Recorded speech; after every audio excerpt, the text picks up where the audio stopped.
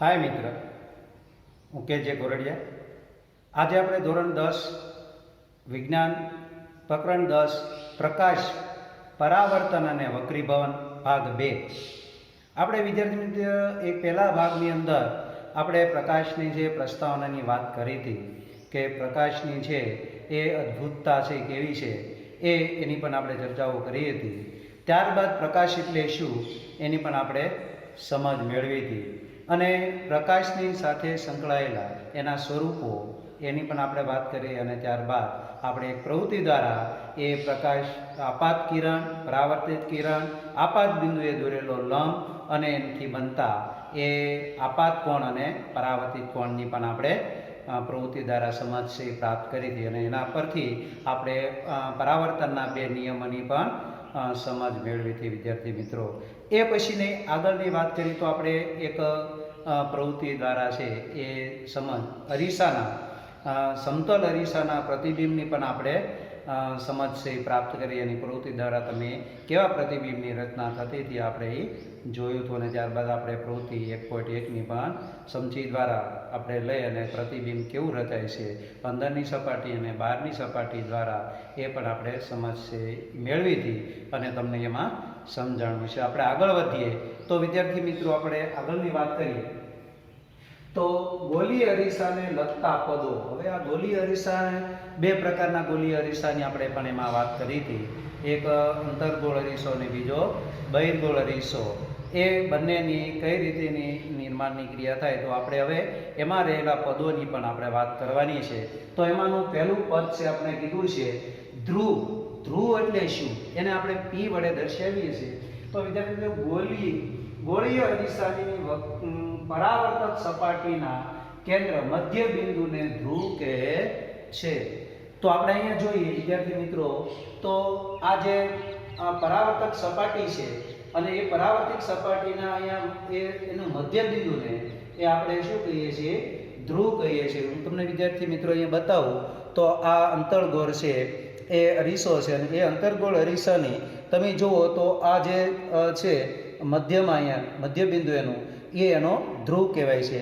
એવી જ રીતે તમે જો આ બહિર્ગોળ અરીસો લ્યો અને એનો જે અહીંયા મધ્ય બિંદુ લ્યો તો એને આપણે ધ્રુવ કહીએ છીએ અને એને આપણે પી વડે દર્શાવવામાં આવે છે અને આ ધ્રુવ છે એ આ અરીસાના પરનું બિંદુ છે એનું કેન્દ્ર છે। તો વક્રતા કેન્દ્ર સી। તો વક્રતા કેન્દ્ર કોને કહેવું તો ગોલીય અરીસાની પરાવર્તક સપાટી જે પોલા ગોળાનો એક ભાગ છે તેના કેન્દ્રને ગોલીય અરીસાના વક્રતા કેન્દ્ર કહે છે। તો આપણે અહીંયા સમજીએ કે આ જે અરીસાની નિર્માણની ક્રિયા થઈ છે એ પોલો ગોળો છે અને એ પોલા ગોળામાંથી નિર્માણ થયું છે। તો આ જે પોલા ગોળો છે એમાંનો આ જે બનેલો છે એ અંતર્ગોળ અરીસો છે અને આ જે બનાવવામાં આવ્યો છે એ બહિર્ગોળ અરીસો છે। તો એ જે એનું કેન્દ્ર છે એ કેન્દ્ર છે એ આ જે પોલા ગોળાનું કેન્દ્ર એ તે આ અરીસાનું ગોલીય અરીસાનું કેન્દ્ર વક્રતા કેન્દ્ર આપણે કહી શકીએ। આમાં જો બે પ્રકારના છે, એક અંતર્ગોળ અરીસો છે અને એક બહિર્ગોળ અરીસો છે। અંતર્ગોળ અરીસાને આપણે એની વક્રતા કેન્દ્ર એને પણ સી કહીએ છીએ અને પણ સી વડે દર્શાવીએ છીએ। પણ તમે જુઓ તો આમાં તમે જોઈ શકો છો કે આ વક્રતા કેન્દ્ર સી છે એ અરીસાના જે છે અંતર્ગોળ અરીસાની અંદરના ભાગમાં આવેલું છે, ત્યારે આ જે છે એના પાછળની સાઈડ એટલે કે બહારના ભાગની અંદર છે એ સી બિંદુ રહેલું છે। આપણે અહીંયા જોઈએ તો આપણે અહીંયા વક્રતા કેન્દ્ર છે આપણે બતાવ્યું છે આ અંતર્ગોળ અરીસો છે અને અંતર્ગોળ અરીસાને એની વક્રતા કેન્દ્ર સી છે એ અરીસાની સામેની બાજુ આવેલું છે અને આ છે એની પાછળની સાઈડે સી આવેલું છે, એટલે કે આ બહિર્ગોળ અરીસો છે અને બહિર્ગોળ અરીસાની એ વક્રતા કેન્દ્ર છે એ એની પાછળ આવેલું હોય છે। આગળની વાત કરીએ તો વક્રતા ત્રિજ્યા। તો વક્રતા ત્રિજ્યા એટલે શું તો કે ગોલીય અરીસાની પરાવર્તક સપાટી અને પોલા ગોળાનો એક ભાગ છે તેની ત્રિજ્યાને ગોળાની એ ગોલીય છે એ અરીસાની વક્રતા ત્રિજ્યા કહેવામાં આવે છે। તો આપણે અહીંયા જોઈએ વિદ્યાર્થી મિત્રો કે ભાઈ આ પણ આ અંતર્ગોળ અરીસો છે અને આ બહિર્ગોળ અરીસો છે એના જે બનાવવામાં આવેલો છે પોલા ગોળામાંથી બનાવવામાં આવ્યો છે અને એ જે પોલા ગોળા જે છે એની જ ત્રિજ્યા એ તે આ આપણે આપેલા જે ગોલીય અરીસાની ત્રિજ્યા છે એને જેને વક્રતા ત્રિજ્યા કહેવામાં આવે છે. તો આ જે એને આપણે કેપિટલ R વડે છે એ દર્શાવવામાં આવે છે. અને આ ગોળાની અંદરની ભાગની અંદર એટલે કે એની સામે છે આપણે ત્રિજ્યા લઈ શકીએ અને એના પાછળ ભાગથી આપણે એના કેન્દ્રથી વર્તુળ પરના બિંદુને આપણે લઈએ તો એની ત્રિજ્યા છે થતી હોય છે. તો એના પણ પદની આપણે ખ્યાલ આવી ગયો. હવે વાત કરીએ છે મુખ્ય અક્ષ. તો મુખ્ય અક્ષ છે કોને કહેવાય? તો આપણે ગોળીય અરીસાના ધ્રુવ P અને વક્રતા કેન્દ્ર C માંથી પસાર થતી કાલ્પનિક રેખાને આ ગોળીય જે છે એ અરીસાની શું કહેવાય છે? મુખ્ય અક્ષ કહેવાય છે. તો તમે અહીં જુઓ છો તો કે અહીંયા આ જે અંતર્ગોળ અરીસો છે એનો પરનો એક બિંદુ છે આ P ધ્રુવ કહીએ છીએ અને એનો વક્રતા કેન્દ્ર છે C છે અને એને જોડતી આપણે અહીંયા જે એક રેખા છે કાલ્પનિક રેખા બનાવી છે તો આ જે કાલ્પનિક રેખા છે એને આપણે શું કહીએ છીએ? મુખ્ય અક્ષ કહીએ છીએ. તો આ જે ગોળીય જે અરીસાઓ છે એનો મુખ્ય અક્ષ છે એ બને છે. એ રીતે આ અંતર્ગોળ અરીસામાં પણ બને છે અને બહિર્ગોળ અરીસામાં પણ એના વક્રતા કેન્દ્ર C અને એનો ધ્રુવ છે એ P એ એમાંથી એક પાસ સુધી કાલ્પનિક રેખા છે તો એને આપણે મુખ્ય અક્ષ તરીકે ઓળખીએ છીએ. અને આ મુખ્ય અક્ષ છે એ આ અરીસાને લંબ રૂપે રહેલી હોય છે. આને કેવો હોય છે? એને લંબ હોય છે. આ અંતર્ગોળ અરીસો લો કે બહિર્ગોળ અરીસો લો તો એનો મુખ્ય અક્ષ છે એ અરીસાને કેવો હોય છે? લંબ હોય છે. આગળની વાત કરીએ તો મુખ્ય કેન્દ્ર F. અંતર્ગોળ અરીસા પર આપાત થતા મુખ્ય અક્ષને સમાંતર પ્રકાશના કિરણો અરીસા દ્વારા પરાવર્તન પામીને મુખ્ય અક્ષ પર જે બિંદુએ કેન્દ્રિત થાય તે બિંદુને અંતર્ગોળ અરીસાનું મુખ્ય કેન્દ્ર કહે છે. તો અંતર્ગોળ અરીસાનું મુખ્ય કેન્દ્ર કે ભાઈ આપણે મુખ્ય અક્ષને સમાંતર એવા જે કિરણો આપાત કરી છે અને એ કિરણો છે અરીસાથી પરાવર્તન થઈ અને એ કેન્દ્રિત થાય છે. ક્યાં? અહીં એક જગ્યાએ F અહીં કેન્દ્રિત થાય છે અને જે કેન્દ્રિત થાય છે એ જે બિંદુ મળે છે એને આપણે મુખ્ય કેન્દ્ર કોનું? તો કે આ જે અરીસો છે એ અંતર્ગોળ અરીસો છે. અંતર્ગોળ અરીસાનો એનો આ મુખ્ય કેન્દ્ર આપણે F તરીકે એને ઓળખીએ છીએ. અને એ પણ ક્યાં હોય છે? તો કે એને આપણે અરીસાની અંદરની ભાગમાં આવેલું હોય છે. હવે એવી જ રીતે આપણે જોઈએ તો બહિર્ગોળ અરીસાનું મુખ્ય કેન્દ્ર છે ક્યાં હોય છે? તો આપણે એમાં જોઈએ કે ભાઈ એને આ મુખ્ય અક્ષને સમાંતર કિરણો છે અને એ કિરણો દ્વારા આપણને એવો છે એક ગોળીય ભાગની અંદર આપણને એના કેન્દ્રમાંથી એ આવતો એવો આપણને આભાસ થાય છે કિરણો. તો એને આપણે શું કહીએ છીએ? આ કેન્દ્રને આપણે મુખ્ય કેન્દ્ર તરીકે ઓળખીએ છીએ. એટલે આના દ્વારા આપણે શું થાય છે? આમાં કેન્દ્રિત થાય છે તો આની અંદર છે વિકેન્દ્રિત કિરણો છે એ થતા હોય છે. તો અહીં આપણે આનું જે પ્રતિબિંબ જે પ્રાપ્ત થાય છે ને એ આભાસી બને છે. આભાસી અને જથ્થું બને છે. જ્યારે આમાં જે પ્રતિબિંબ જ્યારે આપણે પ્રાપ્ત થાય છે એ વાસ્તવિક છે. એ પડદા ઉપર આપણે જીવી શકશું. અહીં જે મુખ્ય કેન્દ્ર એ પ્રતિબિંબ રચાય છે અને એ આભાસી અને ઉલટું હોય છે અને નાનું હોય છે. આ પણ નાનું હોય છે. તો આ જે બાબતોની વાત કરી છે એના આપણને આ મુખ્ય કેન્દ્રની વાત કરી છે. અને એ પછીની વાત કરીએ તો કેન્દ્ર લંબાઈ. ગોળીય અરીસાના ધ્રુવ અને મુખ્ય કેન્દ્ર વચ્ચેના અંતરને અરીસાની કેન્દ્ર લંબાઈ કહે છે. તો કેન્દ્ર લંબાઈ કોને કહેવાય? તો કે આ જે ગોળીય અરીસાઓ જે છે એનો ધ્રુવ અને એની મુખ્ય કેન્દ્ર એની આખી એ બે વચ્ચેનું અંતર જે લઈ તો એને આપણે શું કહીએ છીએ? કેન્દ્ર લંબાઈ કહીએ છીએ અને એને આપણે સ્મોલ f તરીકે દર્શાવવામાં આવે છે. એવી રીતે આ બહિર્ગોળ અરીસાની અંદર પણ એના ધ્રુવ અને મુખ્ય કેન્દ્ર F એ બંને વચ્ચેનું અંતર એ જ એની કેન્દ્ર લંબાઈ છે એ થતી હોય છે. હવે આપણે એને જોવા જઈએ તો એની કેન્દ્ર લંબાઈ જે સામાન્ય રીતે આપણે લખીએ કે PF બરાબર શું લખાય? તો કે F લખી શકાય છે. આમાં પણ એ રીતે લખીએ કે આમાં પણ આપણે એ રીતે લખી શકીએ છીએ. હવે વાત કરવાની છે આગળના એક આપણને વાત કરી છે ને કે પદ તો કે દર્પણમુખ. તો કે દર્પણમુખ એટલે શું? તો કે ગોળીય અરીસાની પરાવર્તિત સપાટીની વર્તુળાકાર ધારના વ્યાસને તેનું દર્પણમુખ કહેવામાં આવે છે. તો તમે જુઓ તો દર્પણમુખ તમે અહીંયા જુઓ તો આ જે એક ગોળામાંથી પોલા ગોળામાંથી આપણે એક અરીસાની નિર્માણની ક્રિયા કરી છે તો એનો જે આ પરાવર્તિત ભાગ જે છે આખો અને એના કેન્દ્રિત ધ્રુવથી લઈ અને જે કંઈ એની આખી ફરતી ત્રિજ્યાની ધાર બને છે તો એ જ આખો ભાગ બને છે એને શું કહેવાય છે, એનો દર્પણ મુખ કહેવાય છે. હું તમને અહીંયા સમજાવું કે ભાઈ આ તમને આપવામાં આવેલો છે અંતર્ગોળ અરીસો છે, અને એ અંતર્ગોળ અરીસાની જે આ ધાર છે, ભાગ છે આખો, એને આપણે એનો શું કહેવાય દર્પણ મુખ તરીકે ઓળખવામાં આવે છે. એવી જ રીતે આ તમને આપવામાં આવેલો છે બહિર્ગોળ અરીસો છે, અને બહિર્ગોળ અરીસામાં પણ આ એની એક વ્યાસ તરીકે લઈ અને એ વ્યાસને આ આપણે સમજતા આખા જે ભાગ છે એને દર્પણ મુખ તરીકે ઓળખીએ છીએ. તો આ વાત હતી એના પદોની વાત આપણે કરી છે, આપણે એમાં સમજીએ. આગળના મુદ્દામાં આપણે જઈએ તો આપણને પ્રવૃત્તિ છે 10 આપણને આપી છે કે અંતર્ગોળ અરીસાનો અભિચારી કેન્દ્રિત કરવાનો ગુણધર્મ દર્શાવતો અને તેની કેન્દ્ર લંબાઈ શોધવી. તો તમારે આપણે એક પ્રવૃત્તિ કરીએ વિદ્યાર્થી મિત્રો, અને આપણે એને આ સૂર્યપ્રકાશની મદદથી આપણે કાગળ ઉપર અને એને કેન્દ્રિત કરીએ પ્રવૃત્તિ કરીને, અને એ સૂર્યપ્રકાશના કિરણો છે એ કેન્દ્રિત કરી અને એની કેન્દ્ર લંબાઈ છે એ પ્રસ્થાપિત કરી. તો આપણે જોઈએ આપણે એની એક પ્રવૃત્તિ. આ અંતર્ગોળ અરીસાથી આપણે એનું એક કેન્દ્ર મેળવીએ છીએ. એ મુખ્ય કેન્દ્ર ઉપર છે આપાત થાય છે અને બધા જ કિરણો છે એ કેન્દ્રિત થાય છે. ત્યારે અહીંયા આપણે જોઈએ તો એ આ કાગળ છે એ શું થાય છે, કાળો પડવા માંડે છે અને ત્યારબાદ છે એ સળગવા લાગે છે. તો આપણે જોઈ શકીએ છીએ કે આ કાગળ છે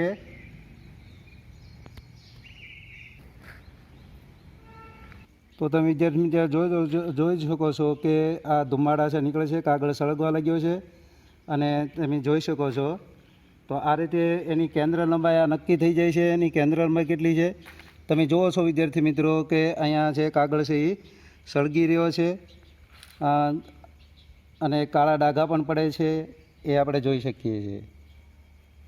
આ પ્રવૃત્તિ ઉપરથી એવો ખ્યાલ આવ્યો છે કે ભાઈ એની મુખ્ય કેન્દ્ર છે એ કેટલી બિંદુએ કેન્દ્રિત થાય છે, અને એકદમ ચમકદાર એ ટપકા રૂપે આપણને જોવા મળ્યું હતું, અને એમાંથી આપણને ધુમાડા પણ નીકળતા જોયા છે, અને ધીરે ધીરે સળગવા પણ લાગ્યું હતું. અને ત્યાંથી અને આ અરીસા વચ્ચેનો અને ધ્રુવ વચ્ચેનું જે અંતર આપણે માપીએ તો એની આપણને કેન્દ્ર લંબાઈ પણ પ્રાપ્ત થઈ હતી. અને એ કેન્દ્ર લંબાઈ આપણને કેટલી પ્રાપ્ત થાય છે, 18. આપણે જે આપેલો હતો એ અંતર્ગોળ અરીસાની કેન્દ્ર લંબાઈ 18 સેન્ટીમીટર જેટલી રહી હતી, અને એ પણ આપણે એની અંદર આપણે સમજ્યા હતા. હવે આના પરથી આપણે એના તારણ ઉપર આવવું હોય તો નિર્ણય તમે લઈ શકો, એના અવલોકનો તમે તારવી શકો કે આપણને એ કેન્દ્રિત થયું છે ત્યારે એની કેન્દ્ર લંબાઈ પણ આપણે મેળવી શકીએ. અને વિશેષ છે એ શા માટે એ કેન્દ્રિત થયું છે, આવું શા માટે થાય છે, તો કે એ બધા જે આવતા જે સમાંતર જે કિરણો છે એ કિરણો એક જગ્યાએ કેન્દ્રિત થાય છે, અને કેન્દ્રિત થાય છે એટલે ત્યાં છે વધારે એક બિંદુ જ બને છે, અને એક બિંદુ જ બને છે ત્યારે એમાં વધારે ઉષ્મા ઉત્પન્ન થાય. એટલે શરૂઆતમાં જોયું હતું તો આપણે કાગળ છે કેવો બન્યો હતો, કાળો બનતો છે, ધીરે ધીરે એમાં કાણા પડી ગયા હતા અને સળગો મળ્યો અને ધુમાડા પણ એમાંથી નીકળ્યા હતા. બીજું એના પરથી આપણે નિર્ણય પણ એ પણ તારવી શકીએ કે અરીસાના ધ્રુવથી સૂર્યના પ્રતિબિંબ અંતર એ બે અંતર્ગોળ અરીસાની કેન્દ્ર લંબાઈનું આશરે મૂલ્ય છે આપણે માપી શકીએ, અને આપણે કેટલું મળ્યું હતું, 18 સેન્ટીમીટર જેટલું મળ્યું હતું. તો આ રીતે આપણે આ પ્રવૃત્તિ દ્વારા છે એની સમજ છે એ મેળવી શક્યા હતા. આગળ મારે વાત કરી છે વિદ્યાર્થી મિત્રો કે શું ગોલીય અરીસાની વક્રતા ત્રિજ્યા r તથા કેન્દ્ર લંબાઈ f એ વચ્ચેના કોઈ પણ સંબંધ છે? શું કીધું છે આપણને કે ભાઈ આ જે આપણે આપેલી છે એ જે ગોલીય અરીસાની વક્રતા ત્રિજ્યા એટલે કે વક્રતા ત્રિજ્યા અહીંથી અહીં સુધીની વક્રતા ત્રિજ્યા છે એ p થી c વચ્ચેનું અંતર છે. આપણે એને PC બરાબર r તરીકે પણ લઈએ કે, અને બીજું કીધું હતું કે એની આ કેન્દ્ર લંબાઈ છે, અને કેન્દ્ર લંબાઈ મેં અહીં તમને દર્શાવ્યું છે કે pf બરાબર આપણે શું લખીએ સ્મોલ f. તો એના બંનેની વચ્ચેનો સંબંધ છે, તો આપણે એને કીધું છે કે હા એના બંને વચ્ચેનો સંબંધ છે કે એની વક્રતા ત્રિજ્યા એ એના 2 ગુણ્યા એની કેન્દ્ર લંબાઈ બરાબર થતું હોય છે. તો આપણે એમાં કીધું છે કે નાના દર્પણ મુખ ધરાવતા ગોલીય અરીસાઓ માટે વક્રતા ત્રિજ્યા તેની કેન્દ્ર લંબાઈ કરતા બમણું હોય છે. વક્રતા જે ત્રિજ્યા છે એ એની કેન્દ્ર લંબાઈ કરતા કેવું હોય, બમણું છે. ને આપણે આવી રીતે એને દર્શાવી શકીએ છીએ. આપણે આગળ પણ એમ કીધું છે કે ભાઈ ગોલીય અરીસાનું મુખ્ય કેન્દ્ર તેના ધ્રુવ તથા વક્રતા કેન્દ્રને જોડતી રેખાનું મધ્ય બિંદુ થાય છે. તો આપણે અહીંયા જોઈએ તો તમે કહી શકો કે ભાઈ એનો ધ્રુવ છે કે ભાઈ એ અને એનો વક્રતા કેન્દ્ર અને એને તમે જોડતો એ જે f છે એટલે કે એની કેન્દ્ર લંબાઈ છે f છે એ મુખ્ય કેન્દ્ર છે એ એનું કેવું થાય, મધ્ય બિંદુ થાય. એટલે આનો અર્થ એવો થયો કે આટલી લંબાઈ છે એ આટલા લંબાઈ કરતા કેવું હોય, બમણી હોય છે.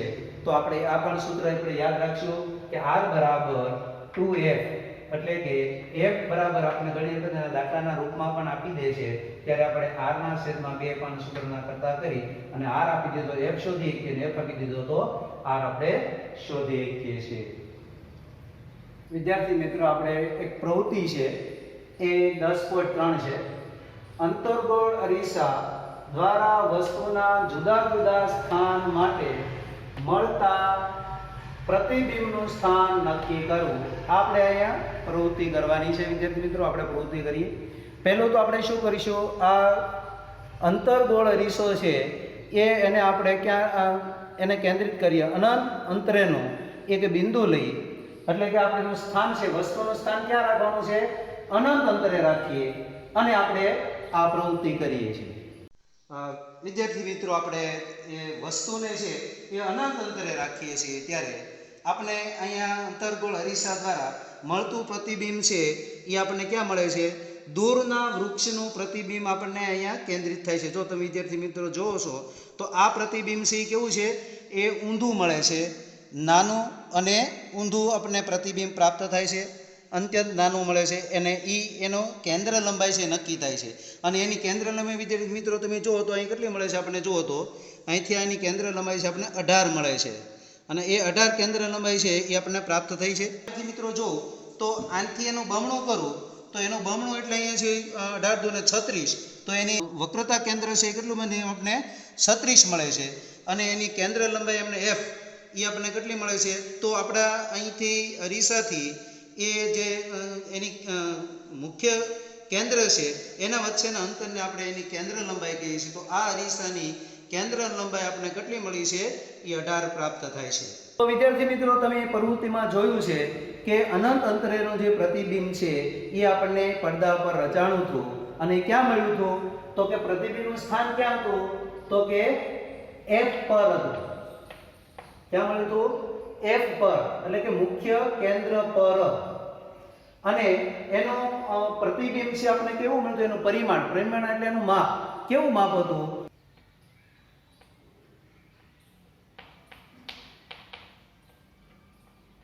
બિંદુ અત્યંત નાનું બિંદુવત.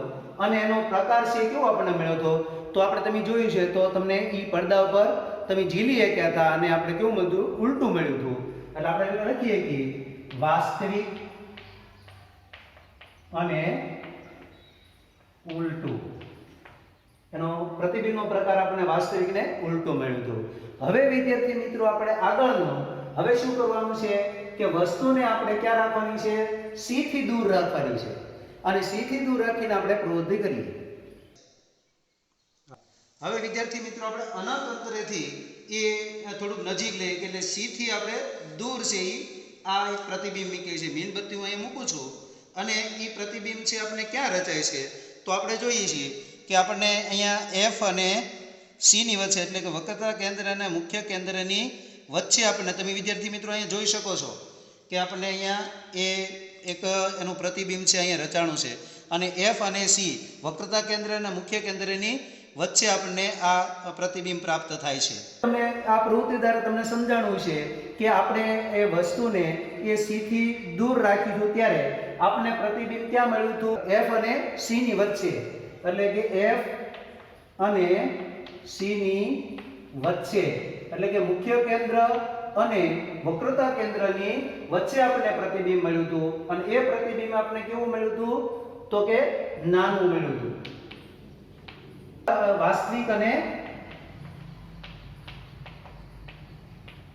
ઉલટું હતું.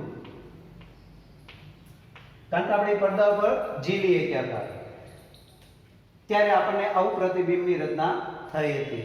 હવે આપણે આગળ જો વિદ્યાર્થી મિત્રો લઈએ તો હવે આપણે જે વસ્તુને ક્યાં રાખવાની છે એનું સ્થાન છે સી પર રાખીને આપણે પ્રવૃત્તિ કરીએ. આપણે વિદ્યાર્થી મિત્રો જે એ આ વસ્તુ છે એ આપણે સી એટલે કે વક્રતા કેન્દ્ર ઉપર મૂકું છું અને વક્રતા કેન્દ્ર ઉપર મૂકી ત્યારે એનું પ્રતિબિંબ ક્યાં રચાય છે વિદ્યાર્થી મિત્રો જોજો. તો એનું પ્રતિબિંબ આપણને એ વક્રતા કેન્દ્ર સી ઉપર જ તે રચાય છે અને તમે જુઓ તો આપણને ઉલટું દેખાય છે. જો મીણબત્તી છે એ ઉલટી સળગતી હોય એવું આપણને દેખાય છે અને એ આ જેટલી વસ્તુ છે એના કદ જેટલું જ આપણને મળે છે અને એ સી ઉપર જ આપણને પ્રાપ્ત થાય. જો વિદ્યાર્થી મિત્રો તમે એ જોઈ શકો છો. આપણે એને સ્પષ્ટ વખત જોવા જઈએ તો તમને અહીંથી દેખાય છે. હજી વિદ્યાર્થી મિત્રો હવે તમને સ્પષ્ટ અહીંયા દેખાય છે અને એના કદ જેટલું જ આપણને કદ લાગે છે અને એ આ સી ઉપર જ તે આપણને પ્રાપ્ત થયું છે. મિત્રો આપણે આ પ્રવૃત્તિ જોઈ એમાં તમે જોયું છે કે આપણે વસ્તુ એ ક્યાં રાખી હતી સી ઉપર રાખી હતી ત્યારે એ આપણું પ્રતિબિંબ સ્થાન ક્યાં મળ્યું હતું સી પર પણ મળ્યું હતું. હવે એનું પરિમાણ કેવું હતું તો કે આપણી વસ્તુ ના પરિમાણ જેટલું જ હતું એનું જેવડું તમે જોત જોઈ હતી તમે જે વસ્તુની જોત હતી મીણબત્તીની અને આ જે આપણને પ્રતિબિંબ જે અંદર પડદા પર મળ્યું હતું એ પણ બે કેવા હતા સરખા જ હતા. તો એ એનો પ્રકાર કેવો હતો આપણે જોઈએ તો લખીએ કે તો એ પણ વાસ્તવિક અને ઉલટું હતું. હવે આગળનો આપણે જોઈએ તો આપણે હવે ક્યાં રાખવાનું છે વસ્તુને મીણબત્તીને આપણે ક્યાં રાખશું હવે સી અને એફ ની વચ્ચે એટલે કે વક્રતા કેન્દ્ર અને એફ ની વચ્ચે આપણે રાખશું ત્યારે એ કેવું પ્રતિબિંબ રહેશે આપણે એની પ્રવૃત્તિ કરીએ વિદ્યાર્થી મિત્રો. હવે હું વસ્તુ ક્યાં રાખું છું વિદ્યાર્થી મિત્રો તમે જુઓ તો આ વક્રતા કેન્દ્ર અને મુખ્ય કેન્દ્રની વચ્ચે મૂકતા આપણને પ્રતિબિંબ ક્યાં મળે છે આપણે જોઈ તો આપણને પ્રતિબિંબ છે જો હજી મોટું થતું જાય છે. જો તમે વિદ્યાર્થી મિત્રો અને તમે જુઓ તો ઉલટું દેખાય છે. આમાં બધાય છે આ પડદા ઉપર ઝીલી શકીએ એનો અર્થ એવો થાય છે કે વાસ્તવિક અને કેવું છે ઉલટું છે. વાસ્તવિક અને ઉલટું છે અને આપણા જે આ જે વસ્તુ કરતા છે કેવું છે એ વિવર્જિત છે એટલે કે મોટું છે. તો આપણે સ્પષ્ટ અહીં જોઈ શકીએ છીએ. પ્રવૃત્તિમાં કર્યું હતું તો આપણને શું મળ્યું હતું કે આપણે વસ્તુ છે એ સી અને એફ ની વચ્ચે મૂકી હતી ત્યારે આપણને ક્યાં મળ્યું હતું તો કે સી થી દૂર. ક્યાં મળ્યું હતું સી થી દૂર મળ્યું હતું અને એનું પરિમાણ કેવું હતું તો કે વિવર્જિત હતું.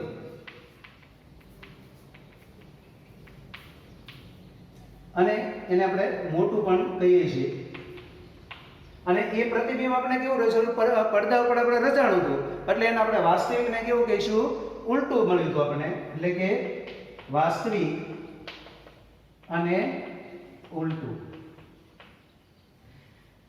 હવે આગળમાં આપણે હવે ક્યાં રાખવાનું છે મીણબત્તી આપણે રાખશું ક્યાં એફ પર અને એફ પર રાખી અને આપણે એની પાછી પ્રવૃત્તિ કરીએ. હવે આને હું વસ્તુને છે ક્યાં રાખું છું એના મુખ્ય કેન્દ્ર ઉપર રાખું છું. વિદ્યાર્થી મિત્રો જોજો એના મુખ્ય કેન્દ્ર એફ ઉપર રાખતા આપણે પ્રતિબિંબ છે એ કેવું મળે છે અત્યંત દૂર મળશે. જોજો તમે વિદ્યાર્થી મિત્રો અહીંયા જોઈ શકો છો કે વસ્તુ આપણી એફ ઉપર રાખતા આપણે પ્રતિબિંબ અત્યંત મોટું જો તમે જોઈ શકો છો અત્યંત મોટું અને અનંત અંતરે છે આપણે પ્રાપ્ત થાય છે. તમે અહીંયા જોઈ શકો છો. તો આ રીતે આપણે એફ ઉપર જ્યારે એટલે કે મુખ્ય કેન્દ્ર ઉપર જ્યારે વસ્તુ મૂકવામાં આવે છે ત્યારે એનું પ્રતિબિંબ આપણે અનંત અંતરે છે એ પ્રાપ્ત થાય છે. તો આપણે જે પ્રવૃત્તિ કરી છે એમાં તમે જોવો છો તો આપણે એફ ઉપર રાખ્યું હતું ત્યારે આપણે પ્રતિબિંબ છે એનું સ્થાન ક્યાં મળ્યું હતું તો કે અનંત અંતરે. તમે જોયું હતું ત્યારે આપણે અનંત અંતરે મળ્યું ત્યારે આપણે દૂર લઈ ગયા હતા પડદો અને એ પડદો દૂર લઈ ગયા ત્યારે આપણે જોયું તો આપણે મોટી જબરી જ્યોત છે એ જોવા મળી હતી. તો આપણે એને કેવું કહીશું મોટું કહીશું અને એ કેવું છે વાસ્તવિક હતું અને ઉલટું પણ હતું. વાસ્તવિક અને કેવું હતું ઉલટું હતું. હવે આપણને અહીંયા છેલ્લે કીધું છે કે પી અને એફ ની વચ્ચે આપણે મૂકીએ છીએ. હવે ક્યાં આપણે વસ્તુ મૂકવાની છે મીણબત્તીની જો પી અને એફ ની વચ્ચે મૂકીએ છીએ ત્યારે શું થાય છે તો એ આપણે એને સમજવાનો પ્રયત્ન કરીએ. ત્યારે કઈ રીતે થાય છે આપણે એને જોઈએ. હવે વિદ્યાર્થી મિત્રો આપણે જો તમે જોયો છો કે આપણે ધ્રુવ પી અને આપણે મુખ્ય કેન્દ્ર એફની વચ્ચે આ આપણો ધ્રુવ છે અને આ એફ એની વચ્ચે જ્યારે હું પ્રતિબિંબ વસ્તુ મૂકું છું ત્યારે એનું પ્રતિબિંબ છે આપણને કેવું મળે છે? અરીસાની પાછળ મળે છે. જો અરીસાની અંદર તમે વિદ્યાર્થી મિત્રો જોઈ શકો છો, તમને આ અરીસાની અંદર છે એ જોવા મળે છે અને એ પ્રતિબિંબ કેવું મળે છે? તો આ પ્રતિબિંબ છે એ આભાસી છે. આને આપણે પડદા ઉપર ઝીલી શકતા નથી. એટલે આ એક જ એવું પરિણામ આમાં મળે છે આપણને કે આપણે ધ્રુવ અને મુખ્ય કેન્દ્રની વચ્ચે જ્યારે મૂકીએ છીએ ત્યારે એ આપણે પ્રતિબિંબ કેવું મળે છે? આભાસી મળે છે, છતું મળે છે. અને ઓલામાં બધામાં કેવું મળતું હતું? આપણને ઊંધું મળતું. તમે જોઈ શકો છો છતું છે વિદ્યાર્થી મિત્રો. અને આપણી અરીસાની અંદર એટલે કે અરીસાની પાછળ આપણને પ્રાપ્ત થાય છે અને વસ્તુ કરતાં આપણને કેવું મળે છે? મોટું મળે છે. આપણે આમાં જોયું હતું કે આપણે પી અને એફ ની વચ્ચે જ્યારે વસ્તુ મૂકી હતી ત્યારે આપણને પ્રતિબિંબ છે એ કેવું મળ્યું હતું? તો કે અરીસાની અંદર આપણને પ્રાપ્ત થયું હતું. ક્યાં મળ્યું હતું આપણને? અરીસાની પાછળ.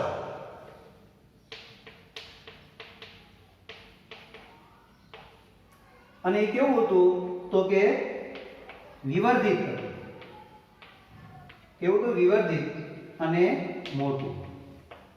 હવે આમાં તમે જોયો તો પડદા ઉપર આ પ્રતિબિંબ આપણે જોવા મળ્યું નહોતું. આ એક જ તે 5 માં તમે જોયું તો 5 ની અંદર છે એ વાસ્તવિક અને ઉલટું આપણને મળતું હતું. એમાં જુદું પ્રકારનું મળે છે અને પડદા પર ઝીલી શક્યા નહોતા. આપણને એ અરીસાની પાછળ છે એ મળતું હતું, અરીસાની અંદર દેખાતું હતું, એટલે એ આભાસી થયું. અને એ કેવું હતું? ચત્તું હતું. તો આપણે આ જે વાત કરી છે કે એના નિર્ણય ઉપરથી કરી કે અંતર્ગોળ અરીસા દ્વારા વસ્તુના જુદા જુદા સ્થાનો પરથી આપણે આવા શું મેળવી શક્યા? તો કે પ્રતિબિંબનું સ્થાન, પ્રતિબિંબનું પરિમાણ અને પ્રતિબિંબના પ્રકાર મેળવી શક્યા. તો અપારે અંતર્ગોળ અરીસા દ્વારા આવા 6 પ્રકારના આપણે એ પ્રતિબિંબનો જગ્યાએ મૂકીએ અને એનો પ્રતિબિંબનું સ્થાન છે, પ્રતિબિંબનું પરિમાણ છે અને પ્રતિબિંબના પ્રકારો આપણે મેળવી શક્યા. આપણે પ્રવૃત્તિ દ્વારા છે એ વસ્તુ ગમે ત્યાં મૂકી હોય અને એનું પ્રતિબિંબ મેળવવાનો આપણે પ્રયત્ન જુદા જુદા સ્થાને છે એ વસ્તુ મૂકીને આપણે પ્રતિબિંબ મેળવવાનો પ્રયત્ન કર્યો હતો.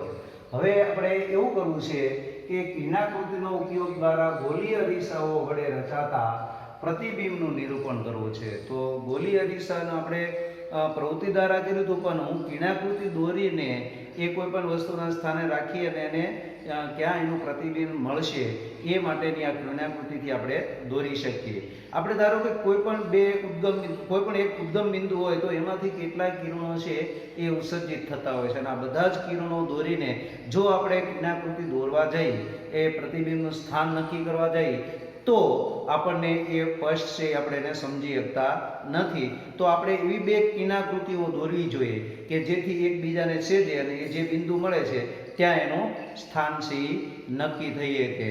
તો આપણે આ બે જ કિરણાકૃતિઓ દ્વારા છે એ હવે આપણે વસ્તુ જુદી જુદી સ્થાને મૂકીને એનું પ્રતિબિંબ મેળવવાનો પ્રયત્ન કરીશું. તો આપણે અહીંયા જોઈએ તો ગોલીય અરીસા વડે રચાતા વસ્તુના પ્રતિબિંબનું સ્થાન નક્કી કરવા માટે જરૂરી કિરણાકૃતિઓ. તો આપણને કેવી કિરણાકૃતિઓનો ઉપયોગ આપણે કરીએ કે જે આપણે આવો પ્રતિબિંબ છે વસ્તુ મૂકેલી છે એનું પ્રતિબિંબનું સ્થાન આપણે નક્કી કરીએ કે તો એવી આપણે અંદર છે એ 4 છે એ કિરણાકૃતિઓ આપી છે. 4 કિરણાકૃતિઓ દ્વારા છે આપણે એ પ્રતિબિંબનું સ્થાન ક્યાં છે એ આપણે નક્કી કરીએ. તો હું તમને વિદ્યાર્થી મિત્રો અહીંયા સમજાવું. આપણે એમાંની કોઈ 2 કિરણાકૃતિઓ દોરીને કરવાનું હોય છે, પણ આ 4 કિરણાકૃતિઓ છે એ કઈ છે તો આપણે એને સમજીએ. પ્રથમ આપણે કીધું મુખ્ય અક્ષને સમાંતર. ધારો કે હું તમને કહું કે આપણે આ અંતર્ગોળ અરીસો આપ્યો અને એનો મુખ્ય અક્ષ છે એ આ છે અને એનો ધ્રુવ P છે. ધારો કે આ જે કિરણ મુખ્ય અક્ષને સમાંતર જાય, અહીંયા એનો વક્રતા કેન્દ્ર છે, આ મુખ્ય કેન્દ્ર F છે. તો આ જે આપાતથી કિરણ છે એ પરાવર્તન થઈને મુખ્ય કેન્દ્રમાંથી જ પાસ થાય. આ એક કિરણાકૃતિ થઈ કે મુખ્ય અક્ષને સમાંતર કિરણ એ પરાવર્તન થઈને મુખ્ય કેન્દ્ર F માંથી જ પસાર થાય છે. એવી રીતે આપણે જો લેવા જઈએ તો બહિર્ગોળ છે એ અરીસો હોય તો એનું આપણે F અહીંયા લઈએ, અહીંયા C છે વક્રતા કેન્દ્ર, આ P છે. ધારો કે આ મુખ્ય અક્ષને સમાંતર કિરણ આપણે આપાત કરીએ છીએ ત્યારે એ એના મુખ્ય અક્ષની અંદરથી પાસ થતું હોય એવો આપણને ભાસ થાય છે. તો આવા પ્રકારની આપણને કિરણાકૃતિઓ પ્રાપ્ત થાય. તો અંતર્ગોળ અરીસા અને બહિર્ગોળ અરીસા માટે એ એક્સ અક્ષને સમાંતર કિરણની કૃતિ આપણે દોરી. બીજાની વાત કરીએ તો આપણે બીજી છે બતાવી છે કે આપણને વસ્તુનું કીધું છે કે કેન્દ્રમાંથી પસાર થતું હોય કિરણ. તો કેન્દ્રમાંથી પસાર થતું હોય તો આનાથી ઉલટું થશે.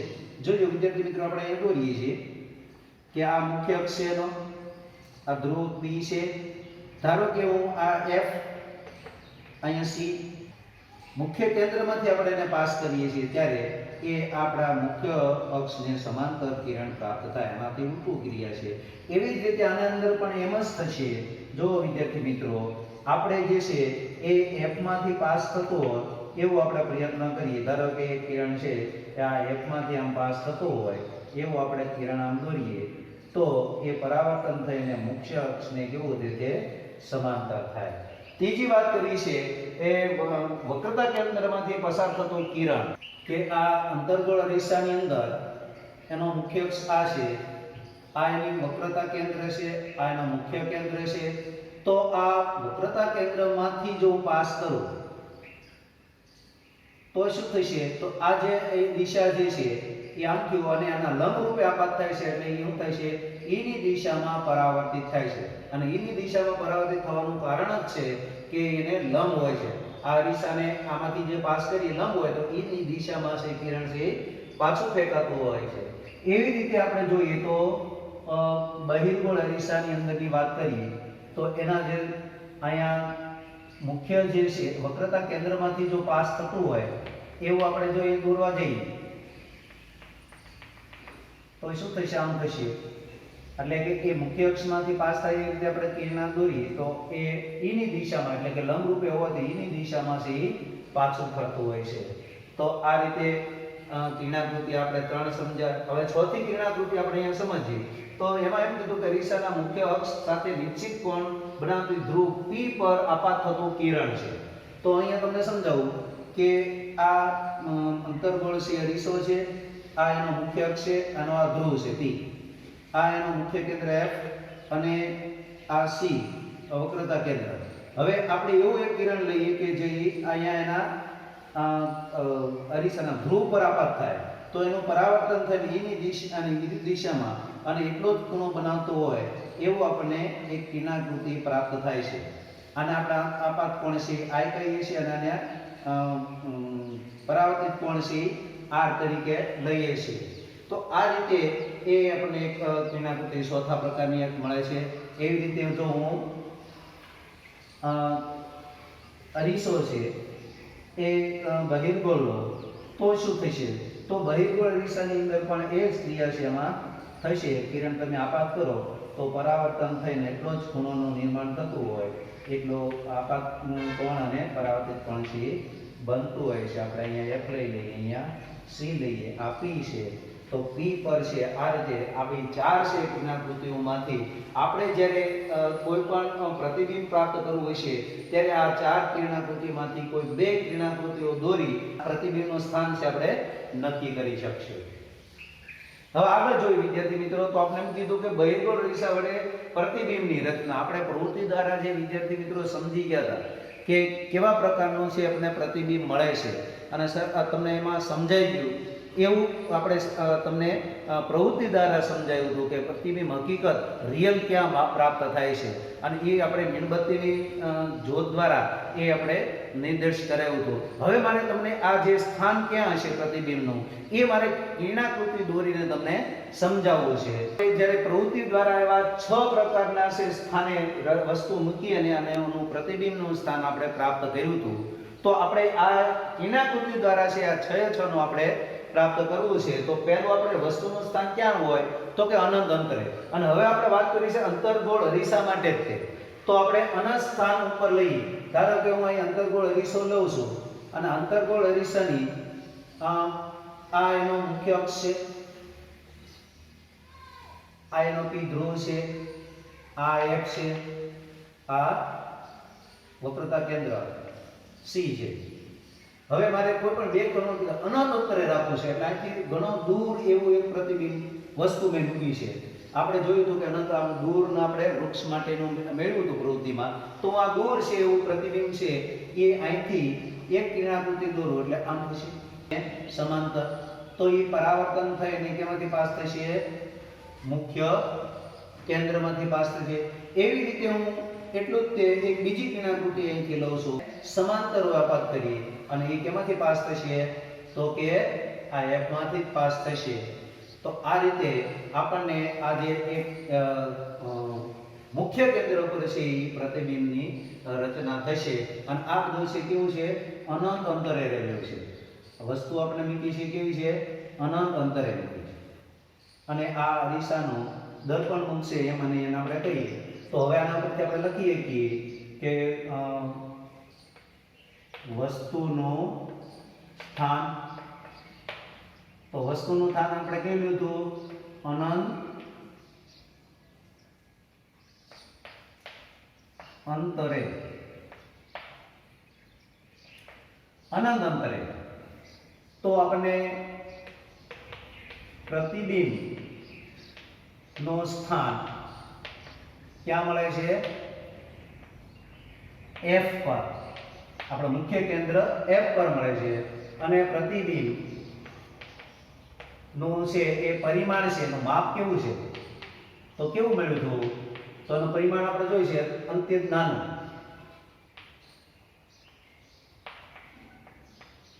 નાનું બિંદુવાળું. અને પછી એનો પ્રકાર છે પ્રતિબિંબ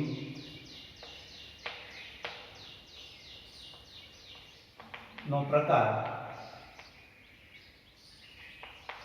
તો પ્રકાર કેવો છે? તો કે આપણને પડદા ઉપર જીવી શક્યા હતા એટલા માટે એ કેવો થાય છે? એ વાસ્તવિક હશે. અને ઉલટું, વાસ્તવિકને આપણે ઉલટું પ્રાપ્ત થાય છે. તો આપણે કિરણાકૃતિ દ્વારા પણ આપણે અનંત મૂકેલી વસ્તુનું પ્રતિબિંબ આપણે પ્રાપ્ત કરી શક્યા. એવી જ રીતે જો આપણે બીજાને જોઈએ કે વસ્તુનું સ્થાન છે એ વક્રતા કેન્દ્ર C થી દૂર જો મૂકવામાં આવે તો કેવું મળે છે? તો અહીંયા આપણે એને સમજીએ વિદ્યાર્થી મિત્રો. હું આમાં દોરી નાખું છું કે આપણે વક્રતા કેન્દ્ર C છે એનાથી હું દૂર મૂકું છું એક વસ્તુ. તો હવે આપણે એનું જે પ્રતિબિંબ છે એ કેવું મળશે? તો આપણને ખબર છે કે હું એક કિરણાકૃતિ કઈ દોરીશ? એક કિરણાકૃતિ છે આ દોરીશ કે ભાઈ આ એને સમાંતર થાય. અને બીજું છે એ હું આ આપણા વક્રતા કેન્દ્ર C માંથી પાસ થાય એવું એક કિરણાકૃતિ દોરીશ. અને આપણે ખબર છે કે ઈની દિશામાં પાછું વળે એકબીજાના અહીંયા જે છેદે છે એને આપણે શું કહીશું? તો આપણા બીજા પ્રકારનું સ્થાન છે આપણે ક્યાં રાખ્યું હતું? એ સ્થાન છે એ વક્રતા કેન્દ્રથી દૂર રાખીએ તો આપણને ક્યાં મળે છે આ? તો કે આ C અને F ની વચ્ચે. તો આપણે અહીંયા લખીએ કે વસ્તુનું સ્થાન આમાં ક્યાં છે? તો કે C થી દૂર લઈશું. પ્રતિબિંબનું સ્થાન ક્યાં મળ્યું? તો કે F અને C ની વચ્ચે. આપણે અહીંયા લખીએ તો આપણે કેવા પ્રકારનું આખું પ્રતિબિંબ મળે છે, પ્રાપ્ત થાય છે? તો આપણે અહીંયા લખીએ કે વસ્તુ છે એ C થી દૂર. તો આપણે પ્રતિબિંબનું સ્થાન ક્યાં મળ્યું? C અને F ની વચ્ચે. એનું પરિમાણ કેવું છે? નાનું મળે છે. પ્રમાણમાં આપણે ઘણું નાનું મળે છે, વસ્તુ કરતા નાનું મળે છે. અને એનો પ્રકાર કેવો છે? તો કે વાસ્તવિક અને ઉલટું છે.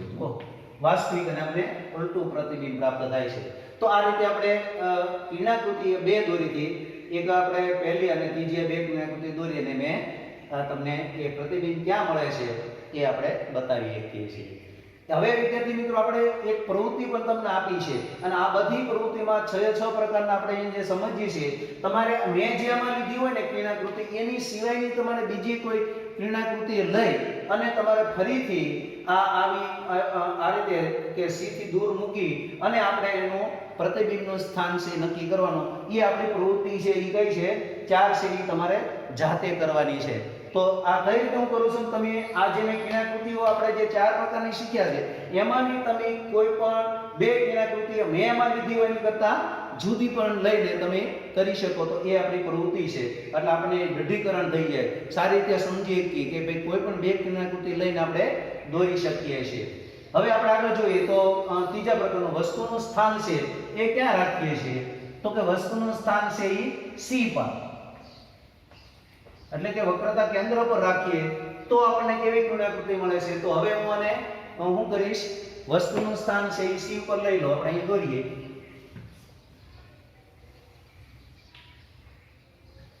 આ મુખ્ય અક્ષ, આ ધ્રુવ P, ધારો કે અહીંયા આપણને આ F છે, અહીંયા C છે અને આના ઉપર જ આપણે વસ્તુ અહીંયા મૂકવી છે. તો હું એક કિનાકૃતિ તો કઈ બદલીશ? એક અક્ષને સમાંતર અને એનું પરાવર્તન થઈને મુખ્ય કેન્દ્રમાંથી પાસ થશે. જેમાં બીજી એક કિનાકૃતિ જે દોરવાની છે એ કિનાકૃતિને હું કઈ દોરીશ? તો કે મુખ્ય અક્ષની અંદર છે, મુખ્ય કેન્દ્રમાંથી પાસ કરીશ અને પરાવર્તન થઈ અને આપણને ક્યાં મળશે? તો કે પરાવર્તન થઈને આપણને મુખ્ય અક્ષને સમાંતર પ્રાપ્ત થશે. તો આ 2 કિનાકૃતિઓ દોરી તો આપણને ક્યાં મળે છે પ્રતિબિંબ? અહીંયા C પર જ તે પ્રતિબિંબ આપણને પ્રાપ્ત થાય છે. આ પ્રતિબિંબ આપણને ક્યાં પ્રાપ્ત થાય છે? C પર જ પ્રાપ્ત થાય છે. તો આ રીતે અને એની જેટલી વસ્તુ છે એનું તે પરિમાણ છે એ આનું છે. એટલે આના પરથી આપણે હવે સમજીએ કે લખીએ કે પ્રતિબિંબ ક્યાં મળ્યું? તો કે C પર જ તે પણ C પર લીધું તો C પર જ મળ્યું છે. આનું પરિમાણ કેવું છે? તો કે વસ્તુ જેવડું આપણને પ્રતિબિંબ પ્રાપ્ત થયું છે. અને વાસ્તવિક ને કેવું હોય છે? તો કે ઉલટું જ હોય છે. એવી રીતે આપણે જો ચોથાની વાત કરીએ તો નંબર 4, તો એનું સ્થાન આપણે ક્યાં લીધું છે?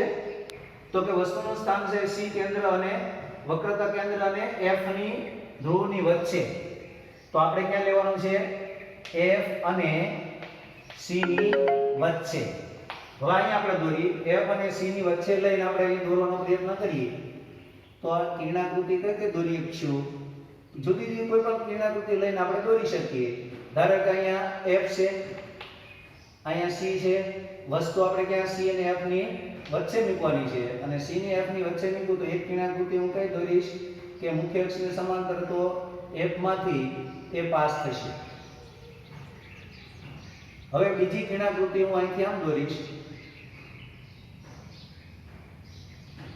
અરીસાને થોડો મોટો બનાવી નાખું તો એની દિશામાં છે એ કેવું થશે? પાછું ફરશે અને અહીંયા જે મળશે એ આપણે પ્રતિબિંબ છે ક્યાં મળશે? અહીંયા પ્રાપ્ત થાય છે. અને આ જે વક્રતા કેન્દ્રમાંથી પાસ થાય છે અને એની દિશામાં શું છે? પાછું ફરે છે. તો અહીંયા આપણે પ્રતિબિંબ છે એ પ્રાપ્ત થયું છે એને આપણે A ડેશ B અને આને B અને A કહેશું, A B ડેશ, અને અહીંયા P છે એનો દર્પણ મુખ છે MN છે. તો આ રીતેની કિનાકૃતિ મળી. તો તમે જોઈ શકો વિદ્યાર્થી મિત્રો કે ક્યાં મળ્યું છે આપણને? તો કે C થી દૂર મળે છે અને એનું પરિમાણ કેવું છે? તો તમે જોઈ શકો કે વસ્તુ કરતા વિવર્જિત છે, એટલે કે વસ્તુ કરતા વિવર્ધિત એટલે કે મોટું છે. અને વાસ્તવિકને કેવું થાય છે? ઉલટું થાય છે. હવે આપણે પાંચમું છે વસ્તુનું સ્થાન છે F મુખ્ય કેન્દ્ર પર મૂકીને. તો આપણે અહીંયા બોલીએ કે ભાઈ એનું સ્થાન છે એ F મુખ્ય કેન્દ્ર પર. તો એનું પ્રતિબિંબ કેવું મળે? આપણે અહીંયા જોઈએ આ પાંચમું છે તો એને આપણે અંતર્ગોળ અરીસો લઈ, એનો મુખ્ય અક્ષ છે, આ એનો ધ્રુવ F અને વક્રતા કેન્દ્ર C. આપણે ક્યાં કીધું છે? F પર. એટલે અહીંથી આપણે લઈ લઈએ, આપણે B અને અહીંયા એ કહી દઈશું. એક કિરણ છે આપણે એવું દોરીશું અક્ષને સમાંતર અપાત છે, તો પરાવર્તન થઈને શેમાંથી પાસ થાય? તો કે મુખ્ય કેન્દ્રમાંથી પાસ થશે આવી રીતે. હવે બીજું કિરણ છે એવું કે લઈશ અહીંયા C માંથી પાસ થતું હોય એવું. આપણે કેમાંથી પાસ થતું હોય એવું? આ C માંથી પાસ થતું હોય એવું આપણે લખ્યું. તો આ સીમાંથી પાસ થતું હોય એવું આપણે અહીંયા દોરીએ તો એ બીજું કિરણ તો આવી રીતે દોરાય છે અને એ જ દિશામાં શું થાય છે પાછું વળે છે અને પાછું વળે છે એટલે આપણને અહીંયા પ્રતિબિંબ રચાય છે તો અહીંયા જે પ્રતિબિંબ રચાણું છે આપણું તો એ વસ્તુ કરતાં કેવું થાય છે મોટું થાય અને સીથી આપણને ક્યાં મળે છે દૂર તો પ્રતિબિંબનું સ્થાન ક્યાં મળ્યું છે તો વક્ર કેન્દ્ર સીથી દૂર આપણને મળે છે અને એનું પરિમાણ છે કેવું છે વસ્તુ કરતાં મોટું એટલે કે વસ્તુ કરતાં વિવર્ધિત એટલે કે મોટું વસ્તુ કરતાં મોટું અને એનો પ્રકાર કેવો છે તો આપણે ખબર છે વાસ્તવિક અને ઉલટું થાય છે પડદા ઉપર આપણે ચીલી શકીએ છીએ હવે આપણે છઠ્ઠાની વાત કરીએ તો એમાં વસ્તુનું સ્થાન છે P અને F ની વચ્ચે એમાં મૂકતા આપણે કેવું મળે છે એને પણ આપણે અહીંયા જોઈએ તો આપણે વસ્તુનું સ્થાન છે ક્યાં રાખવાનું છે P અને F ની વચ્ચે ધ્રુવ અને મુખ્ય કેન્દ્રની વચ્ચે તો કેવું મળે છે આપણે જોઈએ વિદ્યાર્થી મિત્રો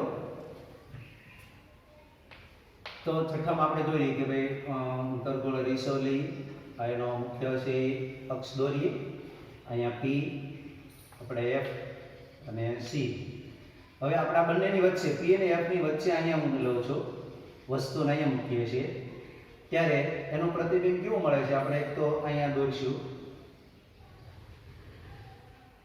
અને એનું પરાવર્તન થાય અને ક્યાં જશે F માંથી પાસ થઈને આગળ જશે